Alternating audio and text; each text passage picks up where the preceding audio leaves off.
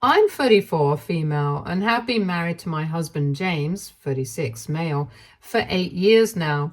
We've always lived a modest life, choosing to prioritize saving for our future rather than indulging in a luxurious lifestyle. James works as an engineer, and I'm a bakery owner. So after a lot of hard work, we've both built stable careers that allow us to live comfortably, though we're not wealthy by any means.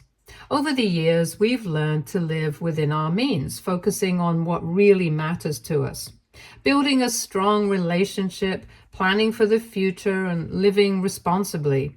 However, while James and I have worked to build this life, his family dynamics have always been a bit of a struggle, especially when it comes to his younger sister, Rachel. 32, female. Rachel has always been a difficult person to deal with, to put it mildly. She's the youngest and the only daughter in the family, and she has always acted as if the world revolves around her. I don't like to speak ill of others, but in this case, I have to say it. Rachel is spoiled. Rachel married her husband Thomas, 38, male, 3 years ago.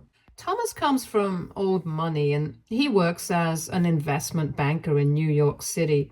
They had been living in a luxury apartment in the city, but recently they decided they wanted to buy a house. Of course, Rachel wanted nothing less than her dream home in an upscale neighborhood. But despite Thomas's family wealth, his parents have strict rules about earning your own way and refuse to help with the house purchase.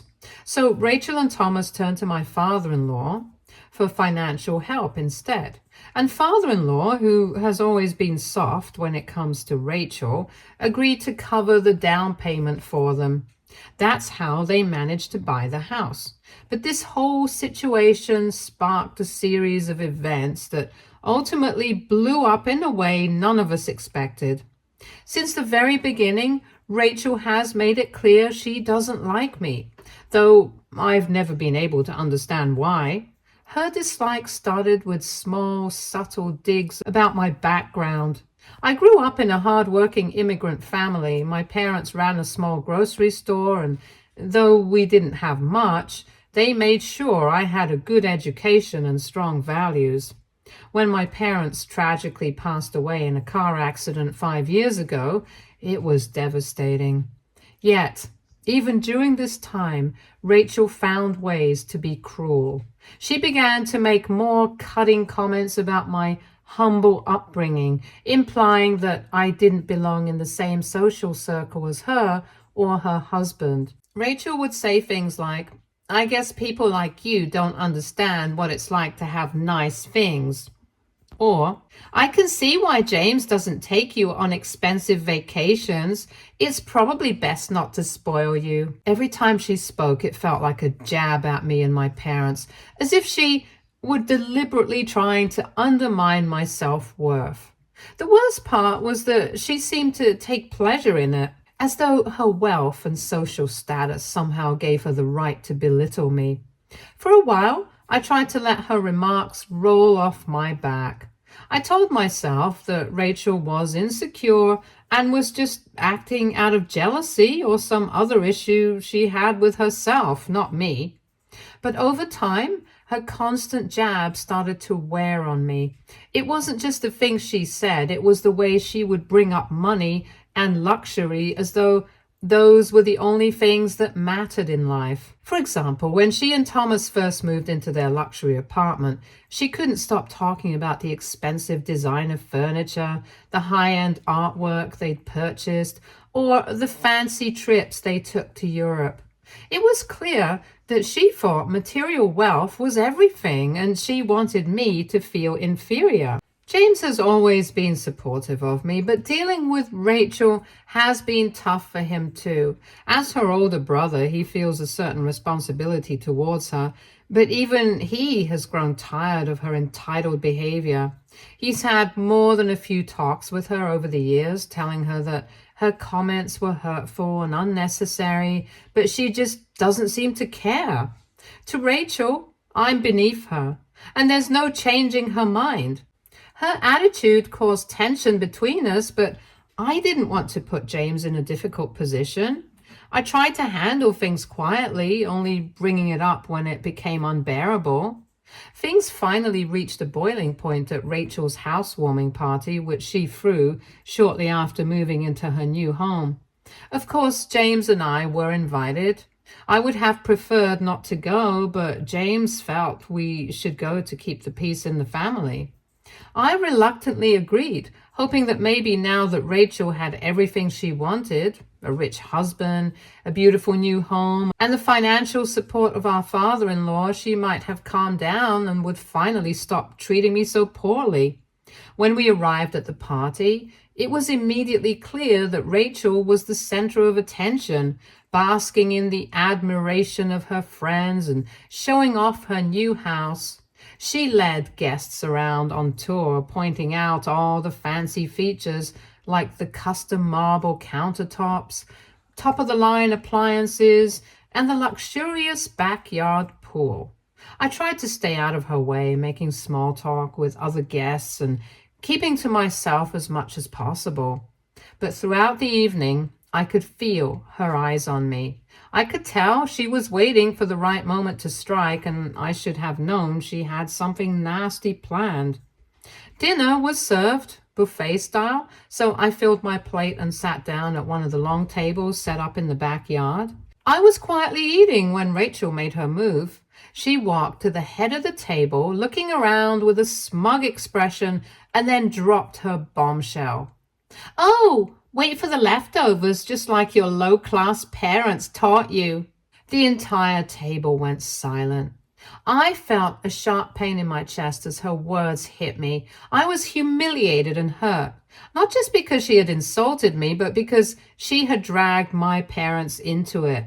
They weren't there to defend themselves, and that made her comment even more painful. I was too shocked to respond. I just sat there frozen as Rachel looked around, clearly expecting the rest of the guests to laugh or join in on her mockery. But something unexpected happened. My father-in-law, who had been sitting at the far end of the table, stood up. Now, father-in-law has always been a quiet man. He doesn't involve himself in family drama, and he's never really taken sides in conflicts between his children. But this time, he had reached his breaking point. He looked directly at Rachel, his face stern, and told her that her behavior was unacceptable. He said that he had tolerated her bratty attitude for years, but this was too much. He told her that if she didn't start showing respect, not just to me, but to everyone, she would find herself cut off, both financially and emotionally. Rachel was stunned. Her face turned red and she tried to argue, but father-in-law wasn't having it. He reminded her that he had helped her buy this house because he believed she was ready to take on the responsibility, but her actions had proven otherwise. Father-in-law told her that unless she apologized to me and changed her ways, she could forget about any further financial support. And with that, he turned and walked away from the table, leaving Rachel standing there speechless. The rest of the guests awkwardly excused themselves from the table, and James and I left soon after. I was still in shock over what had happened. I never expected father-in-law to stand up for me like that, especially not against Rachel, but I was incredibly grateful. It was the first time someone in James's family had publicly called Rachel out for her behavior. The days following the party were tense. Rachel was furious, not just with me, but with her father. The day after the party, she stormed over to her parents' house and demanded an apology from father-in-law, claiming that he had embarrassed her in front of her friends. What really upset her was the fact that her upper-class friends didn't know she had taken a loan from father-in-law to buy her house. Now they all knew, and Rachel couldn't stand that. But father-in-law didn't back down. He stood by what he had said at the party and made it clear that Rachel's behavior was out of line. He told her again that unless she apologized and made amends, she could expect no more help from him financially or otherwise. This wasn't just an empty threat. Father-in-law had been helping Rachel and Thomas with their mortgage payments every month. And without that assistance, they would be in serious financial trouble. Despite Thomas's family wealth, they weren't willing to bail Rachel out. And without father-in-law's help, Rachel and Thomas would be forced to manage on their own. Rachel did not take this well. She blocked her parents on social media, stopped answering their calls, and distanced herself from the family. The tension in the family became palpable, but James and I tried to stay out of it as much as possible. We didn't hear from Rachel directly, but I knew this was far from over. Rachel wasn't the type to let something like this go easily. And I was right. After distancing herself from her parents, Rachel began spamming me with texts accusing me of ruining her party and demanding that I apologize to her. She said I should be the one begging for her forgiveness, not the other way around. It was bizarre. Somehow, in her mind, I was the one who had wronged her, even though she had humiliated me by insulting my parents in front of everyone. I was so overwhelmed by the whole situation that I considered apologizing just to make the drama stop. But I also know that I am not in the wrong. So, Redditors, I could really use some advice. Am I wrong here? I don't think so, right? This whole situation has become so overwhelming that I need another perspective. Update 1. Hey Reddit, I wanted to give you all an update. Unfortunately, things have only gotten worse since my last post. You'd think after everything that went down at Rachel's housewarming party, she'd back off, or the very least, lay low for a while. But no, if anything, she's doubled down, and now her husband Thomas is in on it too. It started with Rachel continuing to harass me with texts. She's been relentless, accusing me of ruining her party, destroying her relationship with her father, and basically turning the entire family against her. At first, I tried to ignore her, but it's hard when your phone is constantly buzzing with messages filled with insults and guilt trips. I even considered blocking her, but I didn't want to escalate things further or make it look like I was avoiding the situation. Then Thomas started to get involved. He began calling James several times a day, trying to get him to fix this mess. At first, Thomas's calls were calm, asking James to help smooth things over between Rachel and her parents. But when James made it clear that he wasn't going to get involved, Thomas's tone shifted. He started hinting that James could benefit if he helped out, saying things like, if you help us sort this out, we can make sure you're taken care of too. It was obvious what he was implying: money. Thomas was trying to bribe James into siding with them, probably thinking that James could convince father-in-law to continue the mortgage payments and avoid cutting Rachel off. The whole thing was disgusting. It made me realize just how manipulative Thomas is. Him and Rachel really are a perfect match, both thinking that everything in life can be fixed with money or by pushing people around. James, to his credit, wasn't having any of it. He told Thomas that he wasn't interested in whatever benefits he was offering, and that this was an issue Rachel had created on her own. Thomas didn't take that well. He started getting more aggressive, calling James repeatedly and leaving angry voicemails when James stopped picking up. It's clear that Thomas is getting desperate, and that desperation is making him act irrationally. James is trying to keep calm about it, but I can see it's stressing him out. We just want to live our lives in peace, but Rachel and Thomas keep dragging us into their mess. If that wasn't enough, Rachel went back to her parents' house trying to stir up more drama. She's still hoping they'll continue covering her mortgage payments, even though father-in-law made it clear that he was done helping her, unless she apologized and changed her behavior. Apparently, Rachel thought she could bully her parents into giving in. She showed up unannounced storming into their house and started shouting at them, demanding they make things right by continuing to pay for the house. From what James's mom told him later, Rachel was in full meltdown mode, screaming about how unfair it was and how she deserved their support. She even had the audacity to threaten them with a lawsuit, saying that if they didn't keep up with the payments, she'd take legal action to force them to. It would have been laughable if it wasn't so sad. I mean, who sues their own parents? The funniest part, though, is that father-in-law has a legal background. He worked as a lawyer before he retired, and Rachel clearly forgot that little detail. When she threatened him with a lawsuit, father-in-law calmly told her that she didn't have a leg to stand on. He pointed out that there was no written agreement that he had to pay for anything, and even if there had been, one of the conditions of his financial help was that Rachel show some respect and act responsibly. Since she had failed to meet those conditions, she had no case. Father-in-law told her that if she really wanted to pursue this ridiculous lawsuit, she was welcome to try, but it would only backfire on her. Rachel didn't take that well. She screamed that her father was abandoning her and trying to ruin her life. She said that if her parents didn't continue to pay, she and Thomas would lose the house. It was clear that Rachel was terrified of losing the image she'd worked so hard to create.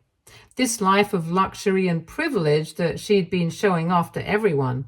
But the truth is, without her parents' help, she and Thomas are in serious financial trouble. Thomas's family wealth isn't going to bail them out, and neither of them seems capable of managing their finances on their own. Father-in-law stood firm, though. He told Rachel that she needed to take responsibility for her own actions, and that until she apologized to me and changed her attitude, she wouldn't be getting another cent from him. He was done with her manipulations and tantrums. Rachel, of course, stormed out, slamming the door behind her. Since then, Rachel has been on a warpath.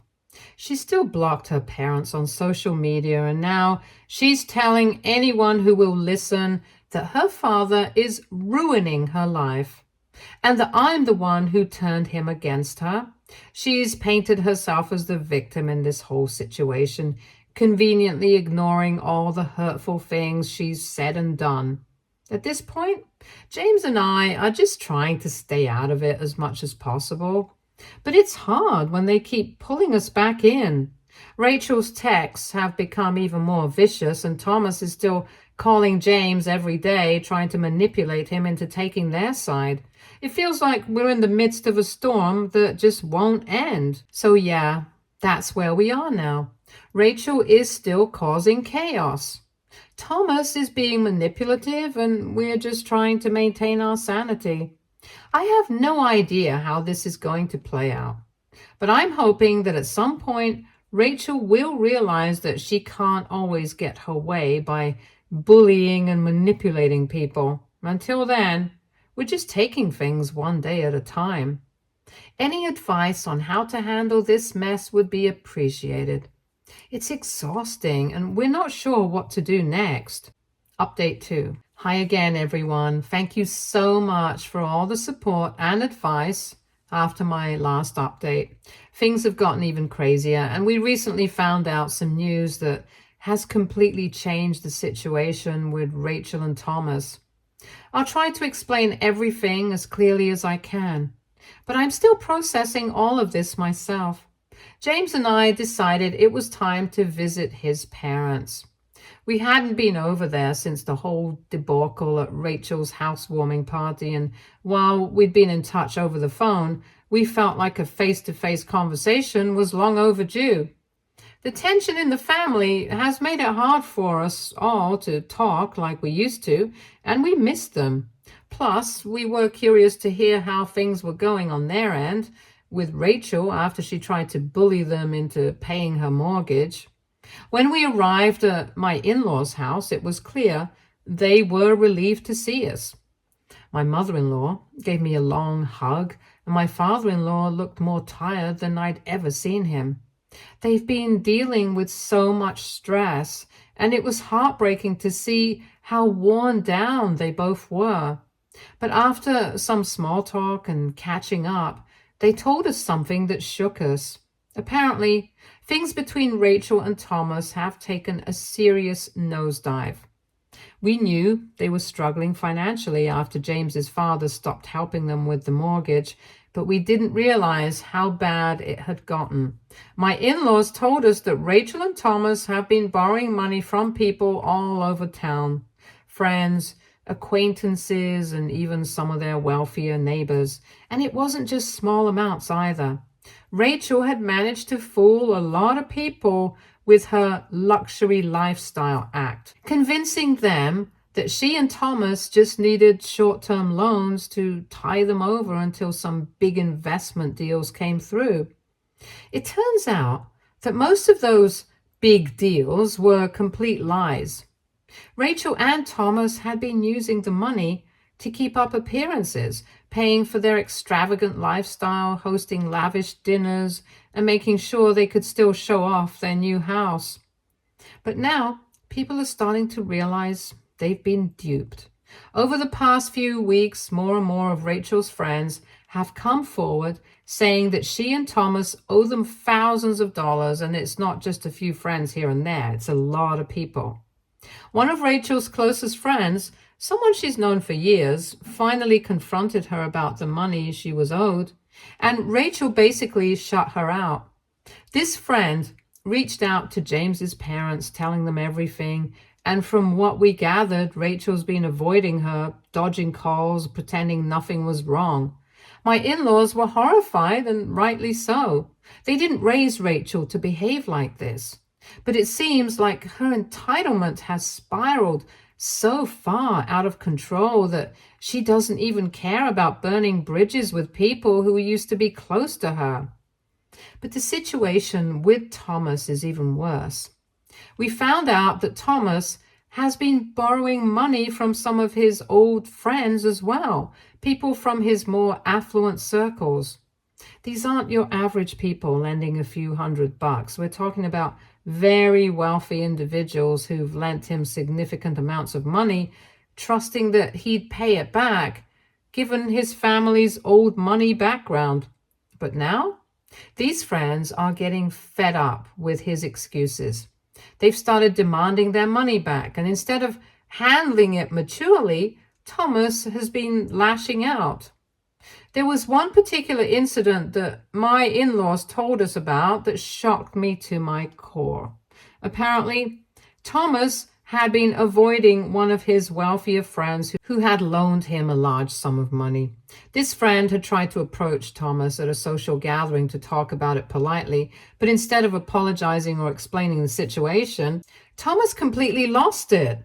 He became aggressive, shouting at his friend in front of everyone, and even shoved him during the argument. It got so bad that the host of the event had to intervene to calm things down. But here's where it gets even more serious. This friend that Thomas attacked isn't just some random rich guy. He's extremely well connected with ties to some very powerful families in the area. As a result of Thomas's outburst, this man has now filed a restraining order against him, and there's talk that if Thomas doesn't pay him back soon, he could be facing a lawsuit. We're talking about some serious legal consequences here, and from what we've heard, several other people in their circle are considering taking similar action against Thomas if they don't get their money back soon. It's insane to think that Thomas could have handled this so poorly.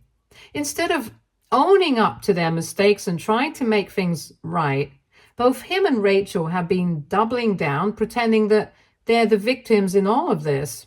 Thomas seems to believe that because of his family status, he's untouchable. But clearly, that's not the case. People are starting to see through their act, and the consequences are piling up fast. After hearing all of this, James and I were in complete shock. We knew Rachel and Thomas were in over their heads financially, but we had no idea it had reached this level of chaos.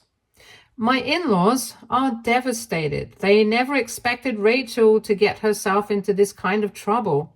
And now they're worried that she could drag the entire family's name through the mud if this escalates any further. What's even worse is that Rachel has been continuing to harass my in-laws despite everything.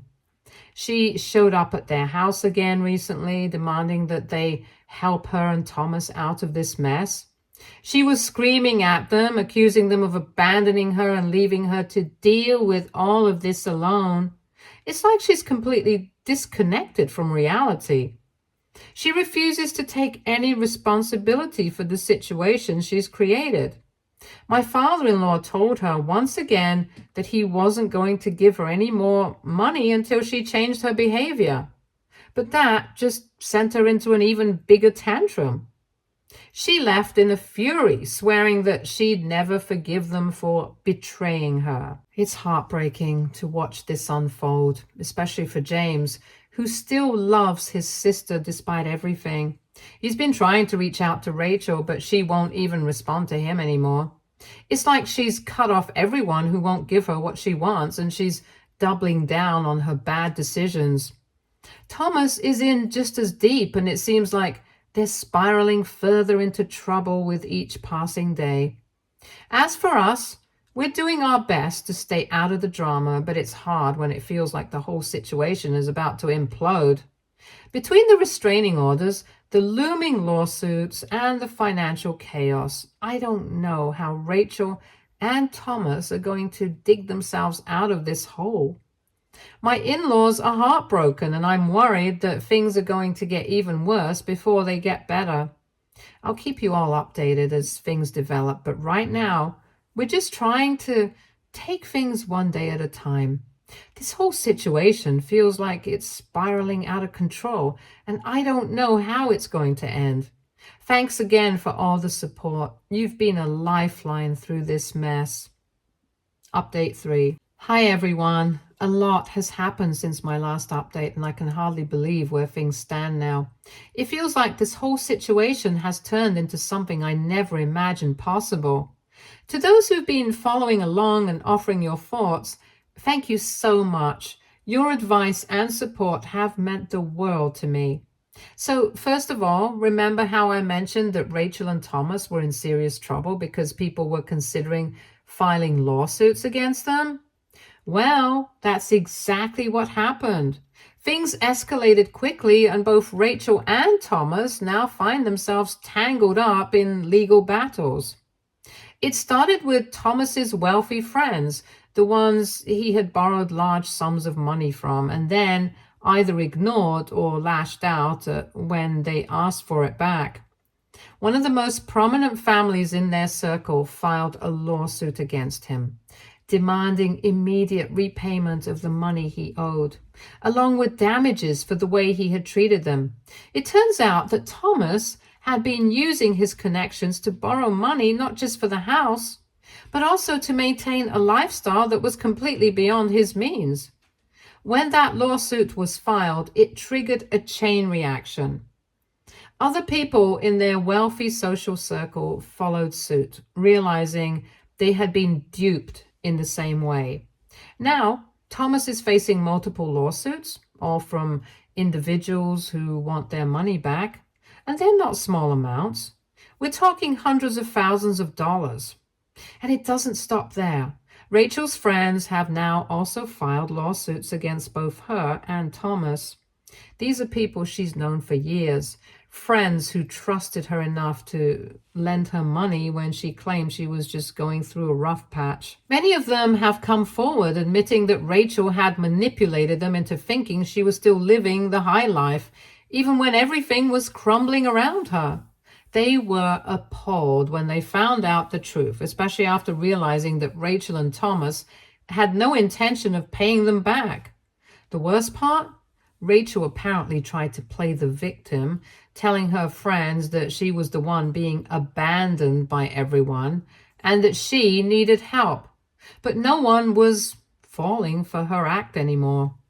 Now they're both up to their necks in lawsuits. It's a mess. And I honestly don't know how they're going to handle it. Thomas, being the arrogant fool that he is, still hasn't learned a thing. You'd think that after facing this level of legal trouble, he'd realize the severity of his actions, but no. He's still trying to manipulate his way out. Believe it or not, Thomas had the nerve to text my husband again.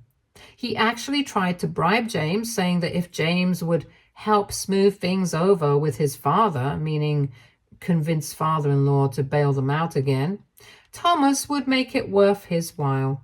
Can you believe that? Even with everything crashing down around him, he's still trying to buy his way out of trouble with empty promises? James, of course, ignored him. It's almost funny how desperate and out of touch Thomas is.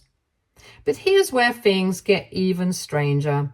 While Thomas is digging himself deeper into this hole, it seems like Rachel has finally come to her senses, at least partially. Over the past week or so, she's been texting me, apologizing for everything that happened. At first, I wasn't even sure it was her because she'd been using different numbers to contact me. She's blocked on my main phone, so she's resorted to messaging me from random numbers, each time with a new apology. She's been saying that she regrets the way she treated me, that she was wrong to insult my parents, and that she realizes now how much she hurt me. But no one is buying this anymore, especially me, after everything she put me through. James's parents are definitely disappointed in Rachel, but at this point, they've accepted that there's only so much they can do. They've tried to help her, they've given her opportunities to turn her life around, but she's squandered all of it. Father-in-law in particular has told us that he believes this is just karma. As much as it hurts him to see his daughter in this mess, he also knows that she's reaping the consequences of her own actions. Both him and mother-in-law have come to terms with the fact that Rachel and Thomas need to learn their lessons the hard way. They've been clear that they won't be stepping in to save her this time. It's sad to see it come to this. But it's also necessary for Rachel to understand that she can't keep taking advantage of people and expect to get away with it. As for me and James, we've been trying to distance ourselves from the chaos as much as possible. It hasn't been easy, but we're focusing on our own lives, and we're grateful that we didn't get pulled further into their mess. I want to say a huge thank you to everyone who reminded me not to give in and apologize to Rachel. Looking back, I'm so glad I stood my ground. It's clear now that apologizing would have only enabled her behavior. And I'm proud that I didn't let her manipulate me into feeling guilty for something that wasn't my fault. Rachel and Thomas are facing the consequences of their own choices. And while it's painful to watch from the sidelines, it's not my responsibility to fix their mistakes. Stay tuned for more stories from our girl relationships.